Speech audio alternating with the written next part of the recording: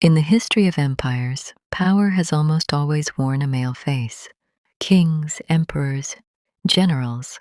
History remembers them as the natural rulers of the world. Women appear as wives, mothers, symbols, or footnotes, rarely as sovereigns. And yet, in the late 8th century, in the heart of the Byzantine Empire, a woman ruled alone, not as regent, not as consort, but as emperor. Her name was Irene of Athens. Irene did not inherit the throne. She did not conquer it through the battlefield. She entered the imperial palace as a bride, chosen, not elected, married, not crowned. But within a system designed to exclude women from power, she learned to navigate authority through religion, bureaucracy, and silence. Her reign forces us to confront uncomfortable questions. What does legitimacy mean in a world where power is defined by gender? What happens when motherhood collides with sovereignty? And how far can a woman go to rule in a system that was never built for her? To understand Irene, we must first understand the world she ruled. The Byzantine Empire of the 8th century was a state under pressure, surrounded by enemies, fractured by internal conflict, and torn apart by one of the most explosive religious debates in Christian history, iconoclasm. At stake was not only theology, but control. Who had the authority to define truth? The emperor, the church, or the people? In this volatile environment, Irene would rise not by defying the system openly, but by mastering its rules. She would present herself as the protector of orthodoxy, as the guardian of tradition, as the mother of the empire. And yet, the most infamous act of her reign would destroy the very image she cultivated. In the year 797, Irene ordered her own son, Emperor Constantine VI, to be blinded. In Byzantium, blindness was not merely punishment. It was political annihilation. A ruler who could not see could not rule.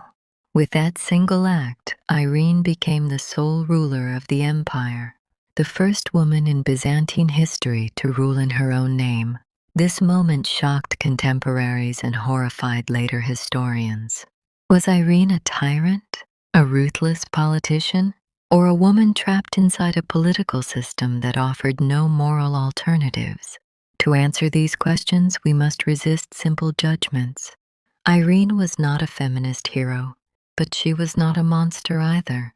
She was a product of her time, and an exception within it. Her reign exposed the contradictions of imperial power.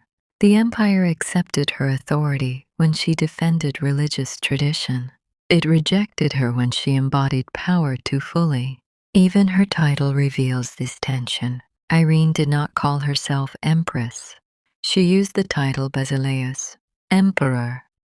In this video, we will trace Irene's journey from provincial Athens to the throne of Constantinople. We will examine the religious conflicts that shaped her rise, the political strategies that sustained her rule, and the personal cost of power when exercised by a woman in a deeply patriarchal world. Above all, we will ask, what does Irene of Athens tell us about women and power? Not as ideals, but as historical realities. This is the story of Empress Irene of Athens, a woman who ruled an empire and paid the price. By the time Irene of Athens entered the imperial court, the Byzantine Empire was no longer the dominant Mediterranean power it had once been. Its borders were shrinking, its armies were overstretched, and its political authority was increasingly contested. To the east, the Abbasid Caliphate posed a constant military threat. Raids into Anatolia were frequent, costly, and demoralizing. To the west, the empire's influence in Italy weakened as Rome drifted away from Constantinople. Internally, Byzantium was exhausted. Decades of war, plague, and economic strain had left the population wary of imperial authority. The emperor still claimed divine legitimacy, but that claim was no longer uncontested. In Byzantium, the emperor was not merely a political ruler. He was the divinely appointed guardian of order. Imperial authority rested on a fragile balance between the army, the bureaucracy, and the church. If one pillar collapsed, the entire system was at risk. Unlike Western medieval kings, Byzantine emperors ruled through law, ritual, and symbolism. Ceremony was not decoration, it was power made visible. Every procession, every coin, every church council reinforced a single message. The emperor ruled by God's will. At the heart of the empire's crisis stood one of the most violent religious debates in Christian history, iconoclasm. The question seemed theological. Should Christians venerate religious images, icons of Christ, the Virgin Mary, and the saints? But beneath this debate lay politics. Iconoclasts argued that icons were idolatrous, a violation of divine law. Iconojewels defended them as essential to Christian worship and spiritual life. Yet this conflict was also about authority. Who had the right to define orthodoxy? The emperor, the bishops, or the traditions of the people? At the heart of the empire's crisis stood one of the most violent religious debates in Christian history, iconoclasm. The question seemed theological. Should Christians venerate religious images, icons of Christ, the Virgin Mary, and the saints? But beneath this debate lay politics. Iconoclasts argued that icons were idolatrous, a violation of divine law. Iconojewels defended them as essential to Christian worship and spiritual life. Yet this conflict was also about authority. Who had the right to define orthodoxy? The emperor, the bishops, or the traditions of the people? Beginning in the early 8th century, emperors such as Leo III and Constantine V embraced iconoclasm. Their motivations were complex. Iconoclasm weakened powerful monasteries that controlled vast lands and wealth. It allowed emperors to assert dominance over the church, and it appealed to parts of the army, especially in Anatolia, where anti-icon sentiment was strong. Religion became a tool of governance. To oppose iconoclasm was not merely to disagree with theology, it was to challenge imperial authority. By the mid-8th century, Byzantine society was deeply divided. Cities, rural communities, monks, and soldiers often stood on opposite sides of the icon debate. Icons were destroyed, monasteries were closed, clergy were exiled, imprisoned, or worse. Faith had become a battlefield. This division created both danger and opportunity. For those who understood how to navigate it, religion could legitimize power. For those who misjudged it, it could destroy careers and lives. This was also a world profoundly shaped by gender hierarchy. Women could hold influence as mothers, wives, and patrons of religious institutions, but formal power was reserved for men. A woman ruling openly was seen as a violation of natural and divine order. Female authority had to be justified indirectly, through motherhood, through piety, through service to orthodoxy. It was within these narrow limits that Irene would operate. Byzantium in the late 8th century was an empire searching for stability. Religious conflict undermined unity, military pressure strained resources, and the legitimacy of imperial authority was fragile. It was into this unstable world that Irene of Athens arrived. She did not challenge the system head-on. She learned to work within it, and in doing so, she would exploit its deepest contradictions.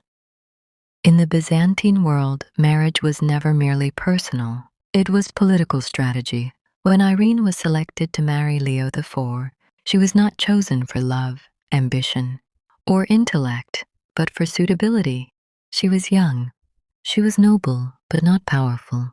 She came from Athens, far from the dangerous factions of Constantinople. In other words, she appeared controllable.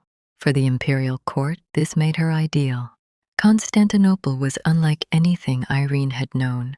The palace was a carefully staged theater of power, ritualized, hierarchical, and relentlessly masculine. Women existed within it, but rarely at its center. An empress was expected to be silent, modest, fertile, and politically invisible.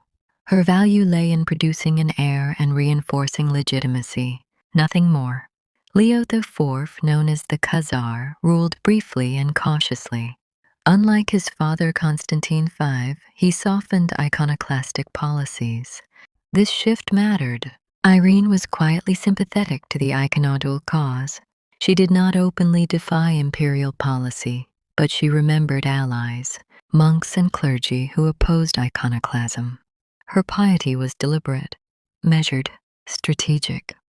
In 771, Irene gave birth to a son, Constantine VI.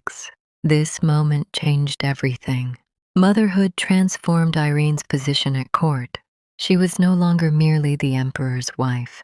She was the mother of the future emperor. In Byzantium, motherhood was one of the few socially acceptable sources of female authority. Irene understood this immediately.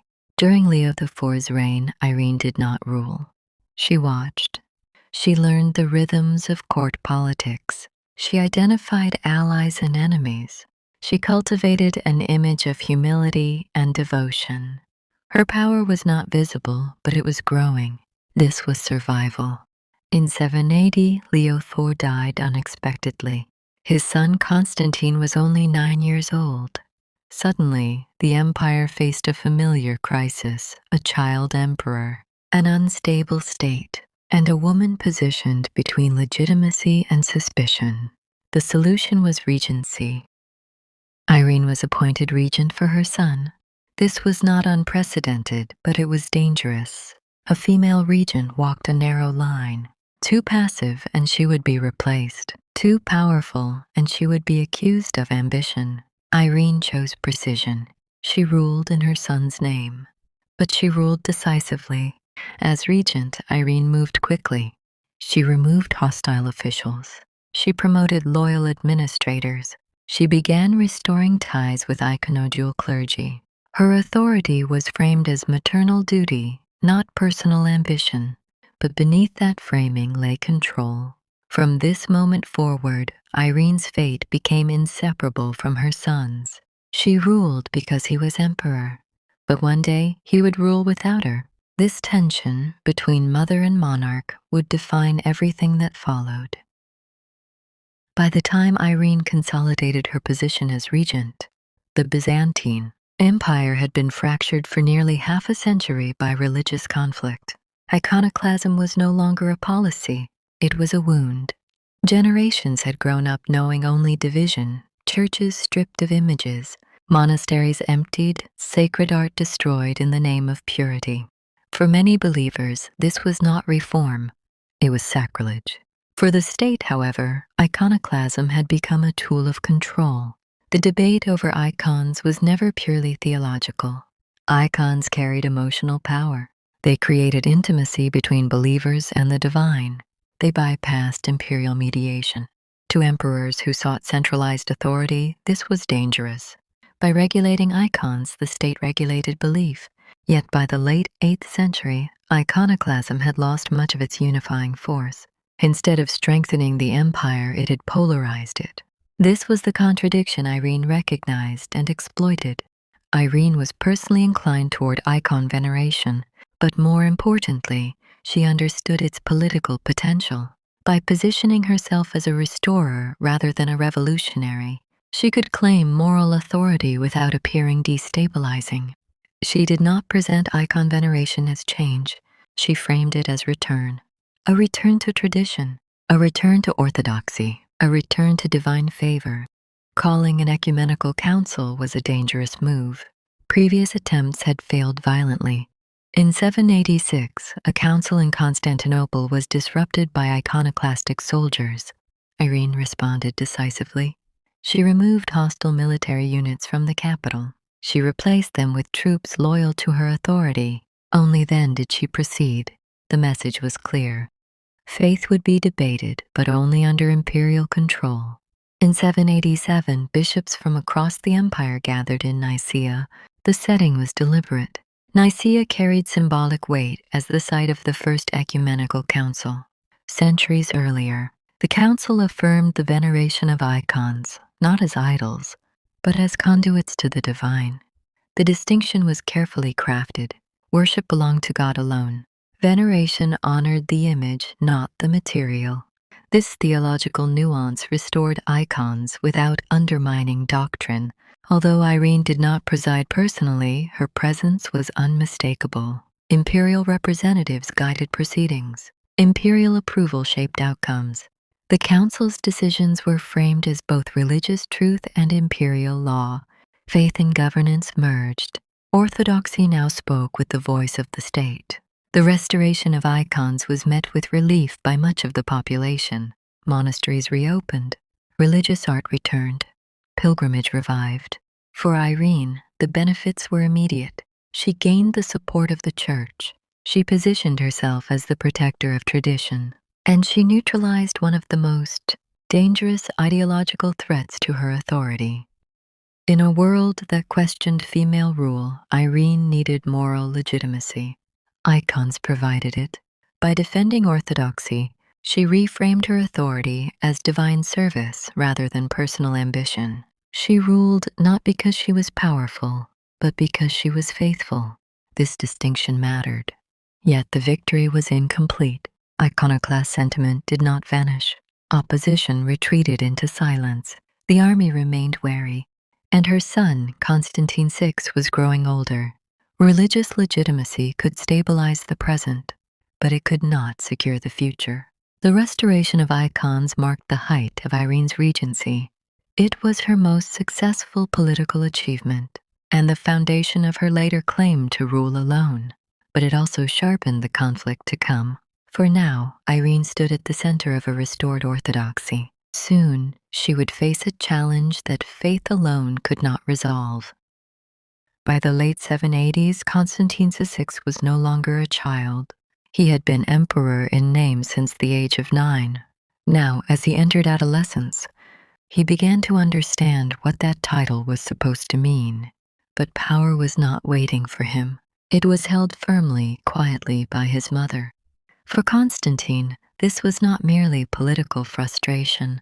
It was a crisis of identity. An emperor who does not rule is not truly an emperor.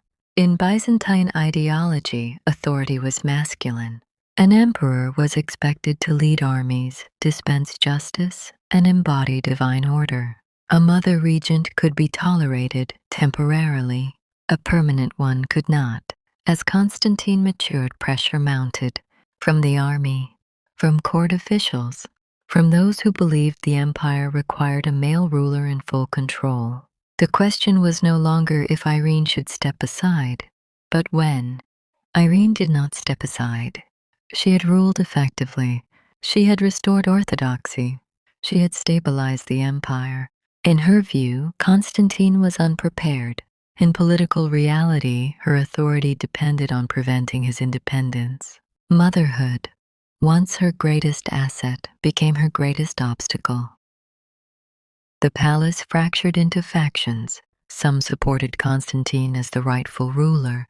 Others remained loyal to Irene, benefiting from her patronage and protection. Whispers filled the corridors. Loyalties shifted. What had once been a partnership became a rivalry. And in Byzantium, rivalry rarely ended peacefully. In 790, Constantine attempted to seize control. With the backing of military units, he asserted his authority and declared himself sole ruler. Irene was removed from power. Temporarily, she was confined to the palace, stripped of political influence. For the first time, Constantine ruled alone. Independence exposed Constantine's weaknesses. His military campaigns failed. His leadership alienated key supporters. His marriage decisions angered the church. The image of a strong male emperor collapsed under the weight of reality. Meanwhile, Irene waited. By 792, dissatisfaction with Constantine had grown. Irene re-entered the political stage, not through force, but through necessity. She was restored as co-ruler. Official documents once again bore her name. Imperial imagery placed her beside her son. But the relationship was broken. Trust no longer existed. Constantine's personal life deepened the conflict. He divorced his first wife and married another, an act widely condemned by the church. This scandal, known as the Byzantine Controversy, damaged his moral legitimacy. Irene, aligned with ecclesiastical authority, benefited from his mistakes. Each failure strengthened her position. By the mid-790s, coexistence was impossible. Constantine sought to eliminate his mother's influence. Irene sought to secure her survival. In Byzantium, survival required preemption. She began building a conspiracy. Officials loyal to her were positioned strategically. Military commanders were neutralized or replaced. The machinery of power shifted silently. In 797, Irene acted. Constantine was seized within the palace. He was taken to the very room where he had been born. There, on his mother's orders, he was blinded. This was not an act of passion. It was a calculated political decision. In Byzantine law, a blinded man could not rule. Constantine VI disappeared from public life. He would die shortly thereafter. Irene emerged as the sole ruler of the empire, but the cost was immeasurable. She had crossed a line that could never be undone. Motherhood and sovereignty had collided, and sovereignty had won.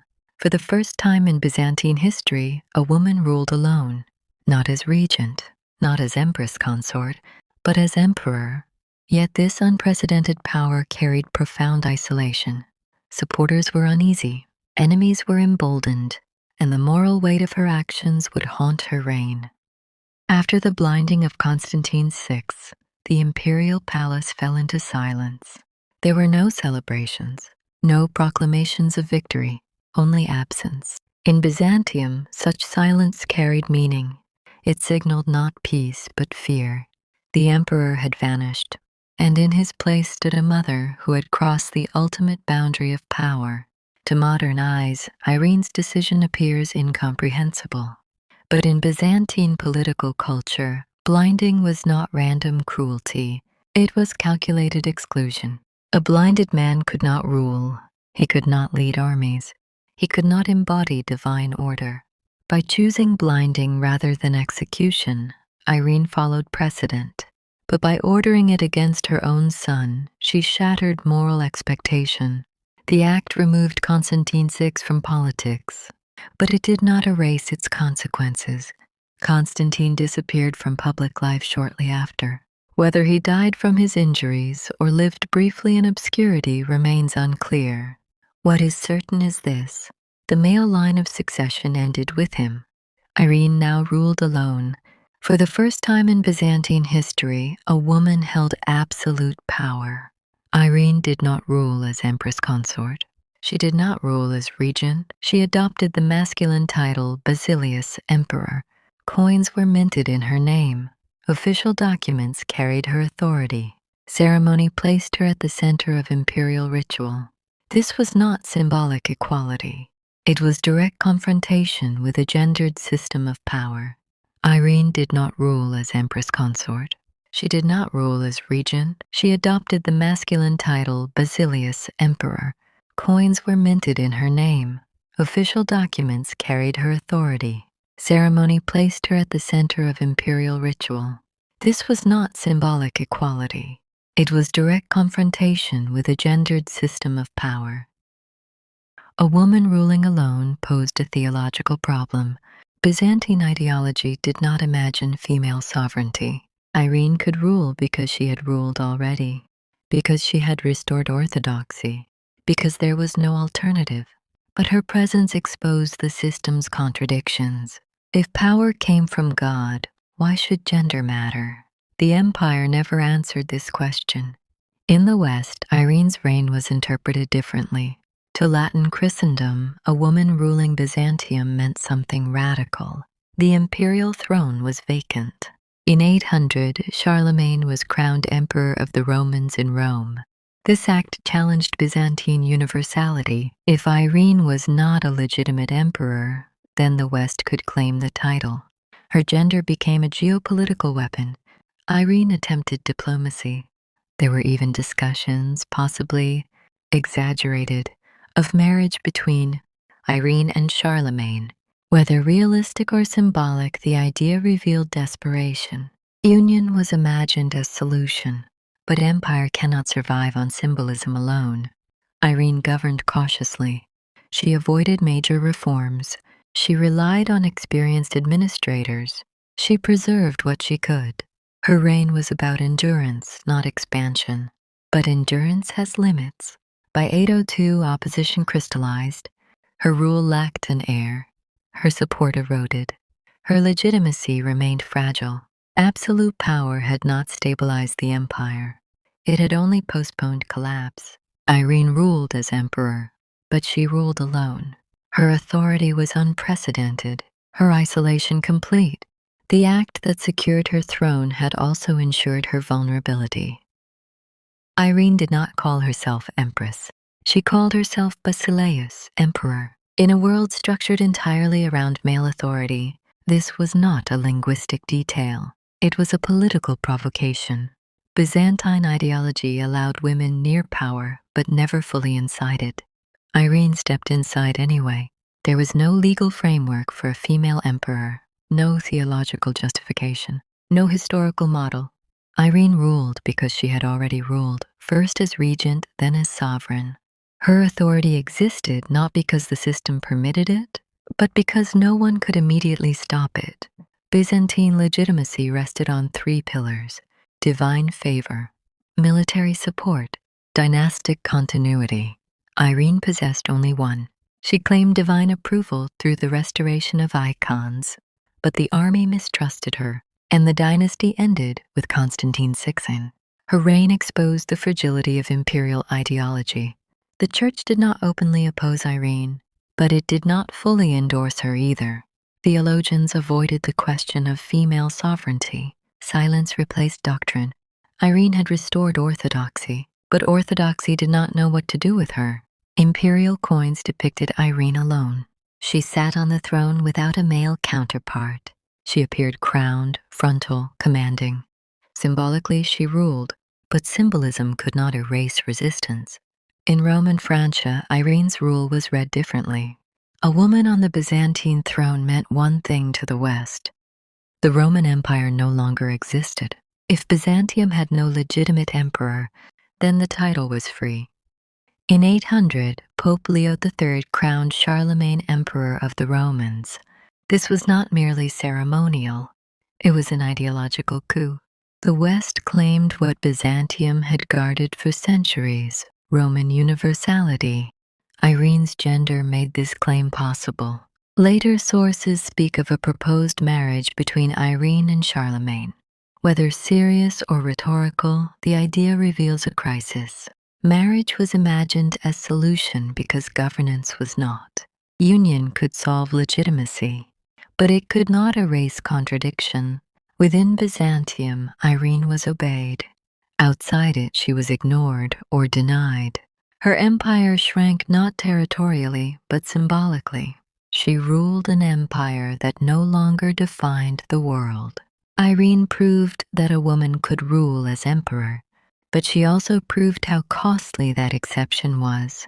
Her reign was tolerated, not embraced, survived, not celebrated. Later, historians struggled with Irene. Was she a tyrant, a reformer, a mother, a monster? The sources reflect discomfort, because Irene did what history did not prepare itself to explain. By the end of her reign, Irene stood alone. Her power was real but unsupported, her title unmatched but unstable. The empire endured her and waited. Irene did not fall in a riot. There was no civil war, no bloodshed in the streets of Constantinople. Her removal came quietly. In Byzantium, silence was often the sound of collapse. By 802, Irene's position had weakened beyond repair. The army no longer trusted her. Court officials feared instability. Merchants complained of heavy taxation and economic strain. Her rule had survived on balance. Now balance was gone. The conspiracy against Irene was not ideological. It was administrative. Senior officials, led by Nikephoros, the logothete of the treasury, acted swiftly. They did not attack Irene's morality. They attacked her competence. This was a bureaucratic coup. On October 31st, 802, Irene was deposed. There was no public defense, no loyal army units, no popular uprising. She was simply removed. The throne passed without ceremony. Irene was sent into exile on the island of Lesbos. There, stripped of imperial luxury, she lived as a private individual. She supported herself by spinning wool, a symbolic reversal of power. From emperor to exile, Irene died in 803. No state funeral marked her passing. No monuments preserved her memory. The empire moved on. History hesitated. Later, Byzantine historians judged Irene harshly. They condemned her cruelty. They blamed her for weakening the empire. Few acknowledged her political skill. Fewer still her courage. Her gender colored every judgment. Irene restored icons. She preserved the empire during crisis. She ruled as emperor, and she blinded her son.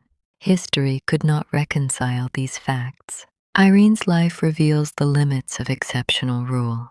She broke every boundary and paid for each one. Her fall was quiet because Irene remains difficult to classify. Not heroine, not monster, but a ruler who forced history to confront its assumptions. History has never been comfortable with Irene. She does not fit the categories we prefer. She was neither a saint nor a tyrant, neither a victim nor a hero. She ruled, and that alone unsettled memory. Male rulers are remembered for victories and failures. Women are remembered for transgressions. Irene's reign has often been reduced to a single act, the blinding of her son. Yet Byzantine emperors blinded rivals routinely. What made Irene unforgettable was not cruelty, but authorship. She ordered violence and survived it politically. Sources describe Irene as unnatural, monstrous, unfeminine. These were not neutral terms. They reveal anxiety about a woman who refused invisibility. Modern feminist historians do not seek to absolve Irene. They ask different questions. What options existed for a woman in her position? What forms of power were available? What cost did authority demand? Irene did not invent brutality. She navigated it. Byzantine power was written for men. Irene learned the script and performed it perfectly. But the system punished her for fluency. She ruled as emperor and was condemned as mother. Irene is often called an exception, but exceptions reveal systems. Her reign exposes how fragile legitimacy is and how gendered authority remains. She restored icons. She stabilized succession during crisis. She preserved imperial continuity. These achievements remain. But history hesitated to credit her. Irene matters because she forces discomfort. She forces us to ask, who is allowed to rule? At what cost? And who decides what power looks like? To understand Irene is not to defend her. It is to refuse simplicity. She ruled in a violent world and made choices shaped by that world. Irene died quietly, but silence does not erase impact. Her reign echoes in every debate about women, authority, and legitimacy. Irene of Athens was not remembered kindly, but she was remembered. And in history, that may be its own form of power.